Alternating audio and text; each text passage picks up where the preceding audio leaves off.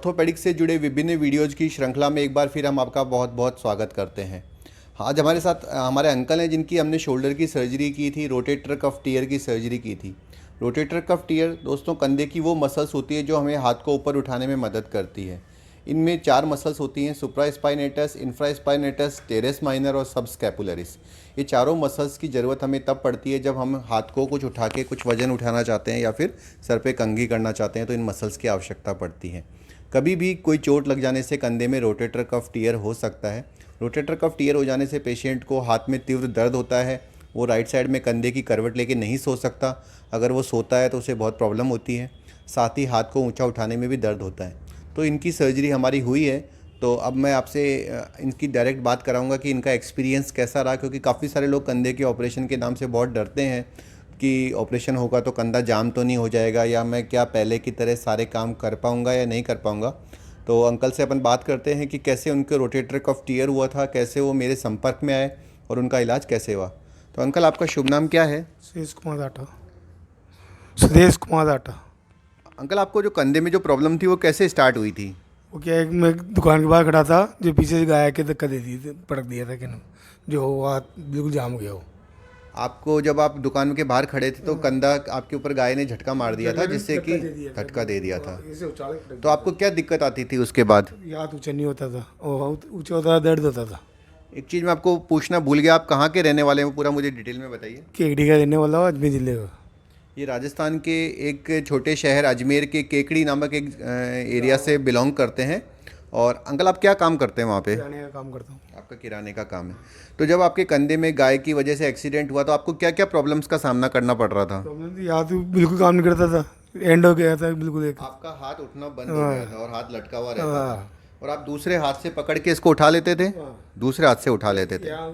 ऊँचा होता था कि इसको झटका देता था। आप जब हाथ को थोड़ा झटका देते थे तो ऊपर चल जाता था, पर आप अपनी खुद की ताकत से हाथ को नहीं उठा पाते थे। अच्छा, आपको कंधे में कोई दर्द भी रहता था उस वक्त? थोड़ा बहुत देता था। थोड़ा बहुत दर्द। अच्छा, और शायद आपकी थोड़ी डायबिटीज़ भी थी, उसकी वजह से भी दिक्कत हो रही थी।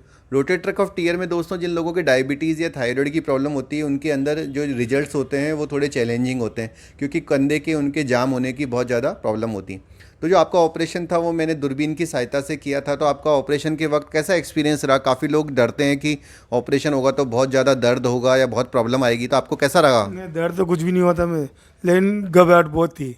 घबराहट का मतलब हाँ कि बंदर कहीं हो जाओ, टेबल पे ले जाऊंगा मैं, कुछ हो जाएगा, मैं सबसे ज़्यादा डर ये था। इसकी बीपी तेज हो गया मैं। आपका बीपी ज़्यादा हो गया? हाँ, बीपी। लेकिन आपको ऑपरेशन के दौरान कुछ पता चला? नहीं, कुछ भी पता नहीं चला, बहुत आराम से, यानी ये मालूम नहीं पड़ा क्या हुआ क्या नहीं हुआ मेरे साथ में। ये सोते थे ना, ये सो गया मैं तो। बिल्कुल सो गए थे। हाँ। तो ऑपरेशन के बाद जब आपको कितने दिन आपने अस्पताल में टाइम बिताया उसके बाद? 3-4 दिन। 3-4 दिन अस्पताल में। ठीक है, और अभी आपको ऑपरेशन के टाइम होके कितना टाइम हो चुका है? करीबन साल भर हो गया। 1 साल हो चुका है। हाँ। तो अभी आप हमारे दर्शकों को दिखाएंगे कि आपका हाथ कितना मूवमेंट होता है, कितना कितना ऊपर जाता है, इतना चल जाता है? चल जाता है उसके हिसाब से पूरा चल जाता है। और पीछे की साइड कितना चल? पूरा चल जाता है। तो आप अपने रिजल्ट से अभी आप कितने सेटिस्फाइड है? आपको लगता पूरा है कि सर्टिफाइड अच्छा हूँ, ऑपरेशन बहुत हुआ? बढ़िया ऑपरेशन हुआ, बढ़िया नहीं बहुत बढ़िया हुआ। और आप जिन लोगों को कंधे में रोटेटर कफ की दिक्कत है, आप उनको रिकमेंड करेंगे कि वो हमसे इलाज करा हाँ, सकते इलाज, हाँ बहुत बढ़िया इलाज है, बहुत बढ़िया इलाज, इलाज नहीं बहुत बढ़िया इलाज। अच्छा अंकल, अब इनसे हम करना चाहिए, इनसे करना चाहिए इलाज ही। अब इस समय को हम जो इन अंकल के जो रोटेटर कफ टीयर में सुरेश जी के जो हमने एंकर्स लगाए हैं दोस्तों, ये दुनिया के सबसे एडवांस एंकर हैं। इन्हें ऑल सूचर एंकर कहा जाता है। ऑल सूचर एंकर की खास बात ये होती है कि ये मेटल के नहीं बने होते और इनको कभी निकालने की भी इनको कभी आवश्यकता नहीं पड़ती। अब दूसरी बात मैं आपसे कहना चाहूँगा कि अगर आप इनके चीरे के निशान देखें तो हार्डली कोई 1 या 2 सेंटीमीटर है। कोई बहुत बड़ा कट आपके नहीं, आपको दिखाने की ज़रूरत नहीं है। कोई बहुत ही छोटा सा कट लगा है, आप देख भी नहीं सकते। अगर आप कंधे को देखेंगे तो आप पहचान भी नहीं सकते कि इनका कोई ऑपरेशन भी हुआ है। अच्छा, इस समय को हम यूज़ कर रहे हैं संदीप, क्योंकि हम ऐसा चाहते हैं कि इनके कंधे में और स्ट्रॉन्ग आए। तो हमारे असिस्टेंट हैं संदीप जी, जो बहुत ही बड़े फिजियोथेरेपिस्ट हैं, वो इनको कुछ एक्सरसाइज सिखाएंगे। तो हम आप वो भी एक्सरसाइज देख सकते हैं कि शोल्डर की कफ टीयर के बाद कौन कौन सी एक्सरसाइज करनी चाहिए। तो संदीप जी एक बार आप डेमोस्ट्रेट करेंगे अंकल के ऊपर कैसे एक्सरसाइज करनी है? आपको दीवार को इस तरफ मुँह कर लीजिए अंकुश, और यह अपोजिट पड़ेगा। ठीक है, दीवार के साथ साथ आपको दीवार पे हाथ लगा के धीरे धीरे धीरे ऊपर चढ़ाना है। ऐसे, ठीक है। अब आपको ऊपर जाना है धीरे धीरे। जैसे बताया था ना वो वाले। आपको ये ध्यान रखना है कि कोहनी नहीं मुड़नी चाहिए, कोहनी जो है वो एकदम स्ट्रेट रहनी चाहिए, और जैसे जैसे आप दीवार के पास जाएंगे आप ऊपर ले जा सकते जितना पॉसिबल है वहाँ मिल जाना। हैं। ठीक है, नीचे करिए, अब वापस ले आइए। धीरे धीरे धीरे आपको नीचे लाना है। कोनी मत मोड़िए, इधर आ जाइए। बॉडी बॉडी ये एक्सरसाइज आप 10 टाइम रिपीटेशन। ये एक्सरसाइज इनको 10 बार करनी है और 10 उसके बार बाद थोड़ा ब्रेक लेना है और फिर 10 बार, तो 10-10 के 3 सेट कर लेंगे इस एक्सरसाइज के। ठीक है, अब फ्रेंड्स अब यही एक्सरसाइज जो अपने साइड से की अंकल है, आपको सामने रह के करनी है। दीवार को कोहनी को मोड़े बिना सीधे सीधे जितना ऊपर ले जा सकते हैं आपको ले जाना है। ये रेंज बढ़ाने के लिए इससे इनकी जो रेंज है, जैसे कि अभी करीब 110 तक जा रहा है, वो पूरा का पूरा 120-130 तक चला जाएगा। रोक के रखो, फिर वापस। फिर धीरे धीरे नीचे लाइए और धीरे धीरे पीछे खिसकते जाइए। ऐसे करने में अंकल आपको किसी प्रकार का पेन या वो तो नहीं हो रहा है? कोई भी एक्सरसाइज जिसके दौरान अगर आपको पेन होता है तो आपको तुरंत रुक जाना है और अपने डॉक्टर से संपर्क करना चाहिए।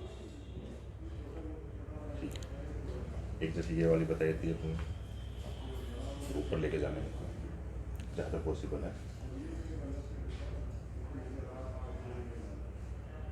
जी, होल्ड करके रखो, फिर वापस।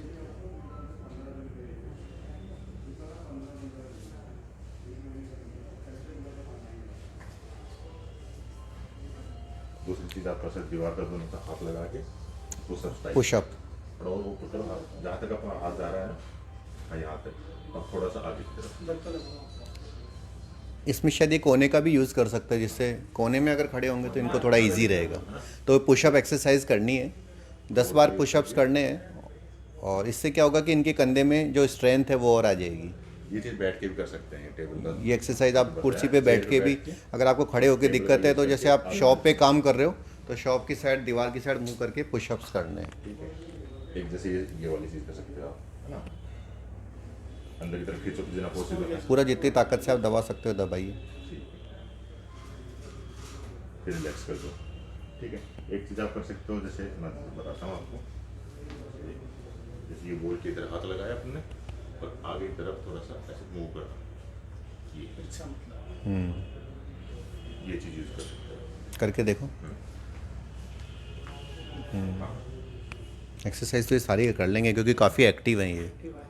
Pen minor pain. Rotator cuff के अंदर काफ़ी सारे लोगों को काफ़ी पेन होता है दोस्तों, लेकिन अगर आप आर्थ्रोस्कोपिक सर्जरी कराते हैं तो पेन बहुत कम रहता है। तो अंकल हम पूरी उम्मीद करते हैं कि आप पूरी तरह सही हो जाएंगे।